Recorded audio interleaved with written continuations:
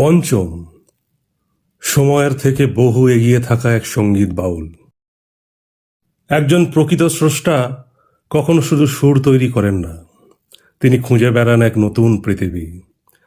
তাঁর সৃজনশীল মননের অদম্য তাগিদ তাকে বারবার প্রশ্ন করতে শেখায়, ভাঙতে শেখায়, নতুন করে গড়তে শেখায়।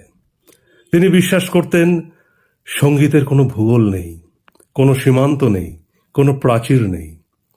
তাই ল্যাটিন আমেরিকার ছন্দ, আফ্রিকার স্পন্দন, ইউরোপের মোজার্ট, সুইডেনের আব্বা, বাংলার লোকগীতির মাটি, ভারতীয় ধ্রুপদী সঙ্গীত সব কিছুকে নিজের সরদের তারে, নিজের সুরের ভাষায় এক অনন্য বন্ধনে বেঁধেছিলেন তিনি। কখনো রবীন্দ্রনাথের গ্রাম ছাড়াও এই রাঙামাটির পথে নতুন আঙ্গিকে ধরা দিয়েছে তার হাতে, কখনো সলিল চৌধুরীর চিন্তার উত্তরাধিকারকে নিজের ভাষায় নতুন মাত্রা দিয়েছেন।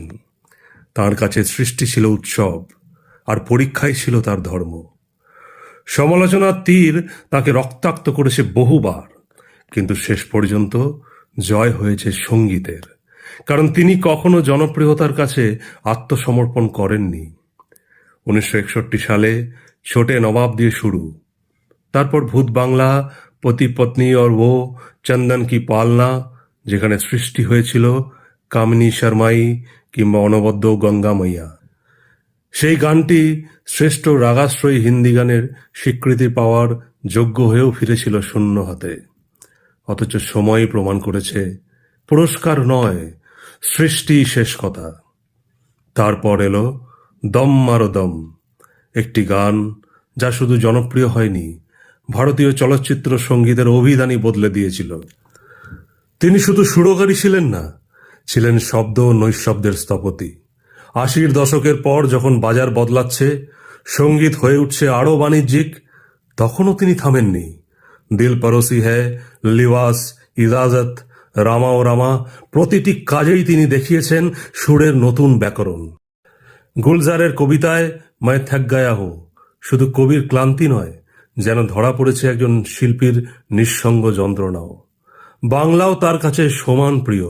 শ্বেতপাথরের থালা, উষা উত্তুপের একক অ্যালবাম, ইন্দ্রাণী সেনের কণ্ঠে নতুন পরীক্ষা নিরীক্ষা, সবখানেই তিনি প্রমাণ করেছেন সৃজনশীলতার ভাষা কখনো একমাত্রিক নয়। তারপর এলো পরিন্দা। বীরু বিনোদ চোপড়ার বিশ্বাসের প্রতিদান দিয়ে তিনি আবারও জানিয়েছিলেন পঞ্চম হারিয়ে যাননি, তিনি অপেক্ষা করছিলেন। তুমসে মিলকে কিংবা তিতলি নে শোনা আজও সময়কে অতিক্রম করে বেঁচে আছে। আর যখন 1942 আর লাভ স্টোরি মুক্তি পেল, তখন যেন গোটা ভারত আবার নতুন করে আবিষ্কার করলো পঞ্চমকে। এক লড়কি কো দেখা তো ऐसा लगा, কুছ না কহো, রিমঝিম রিমঝিম। এই গানগুলো প্রমাণ করে সত্যিকারের শিল্পী কখনো সময়ের কাছে পরাজিত হন না। দুর্ভাগ্য, সেই সাফল্যের পূর্ণ জোয়ার তিনি নিজে দেখে যেতে পারেননি। ত্রিপুরার রাজকুমার রাহুল দেব বর্মন নিজের প্রতিভার আগুনে বারবার জ্বলে উঠে ফিনিক্স পাখির মতো তিনি সৃষ্টি করেছেন এক নতুন সঙ্গীত ভাষা।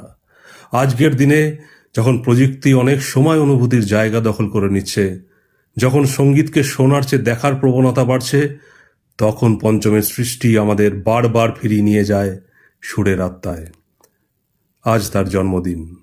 কবির স্বগতোক্তিকে ধার করেই তাই বলতে ইচ্ছে করে, পঞ্চম তোমার গান রইল, কাল তাকে স্পর্শ করতে পারবে না। কারণ কিছু শিল্পী চলে যান না, তাঁরা রয়ে যান প্রতিটি নিঃশ্বাসে, প্রতিটি সুরে, প্রতিটি অনন্ত নীরবতার ভেতরে। রাহুল দেব বর্মনের অনুরাগীদের তরফ থেকে আজকের নিবেদন, পঞ্চম তুমি বেঁচে আছো প্রত্যেকের হৃদয়ে, মননে এবং স্মরণে। ধন্যবাদ।